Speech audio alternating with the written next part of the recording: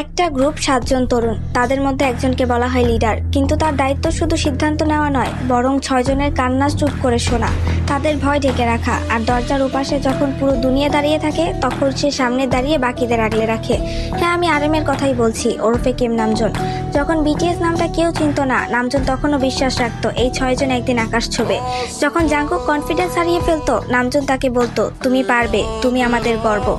যখন তাইয়াং আবেগে ভেঙে পড়তো, নামজুন চুপচাপ তার পাশে বসে থাকতো, একটা কথাও বলতো না, কিন্তু জানিয়ে দিত তুমি একা না। যখন জিন নিজেকে অবমূল্যায়ন করতো, সে বলতো তুমি শুধু হ্যান্ডসাম না, তুমি আমাদের ব্যালেন্স। যখন ইয়ঙ্গি নিজের দুঃখ গানে ঢেলে দিত, নামজুন তাকে বলতো তোমার ব্যথা আমরা আমাদের শক্তি বানাবো। হোসেওকের ভয় যখন তাকে থামিয়ে রাখতো, নামজুন ছায়ার মতো তার পাশে দাঁড়াতো। আর জিমিনের চোখে যখন অশ্রু আসতো, নামজুন এক ভাইয়ের মতো তার পাশে গিয়ে তার হাত ধরতো। সে কখনো নিজের কষ্টগুলো দেখায়নি, কারণ তার কাছে লিডারশিপ মানে সবার আগে নিজেকে নয়, বাকিদের গুরুত্ব দেওয়া। নামজুন শুধু লিডার না, সে 6টা হৃদয়ের গার্ডিয়ান। তার সেই নিঃশব্দ নেতৃত্ব আমাদের শিখিয়েছে আলোর নিচেও একজন মানুষ থাকে যার নিজেরও আলোর দরকার। সে বিটিএস এর লিডার না, সে বিটিএস এর ভিত।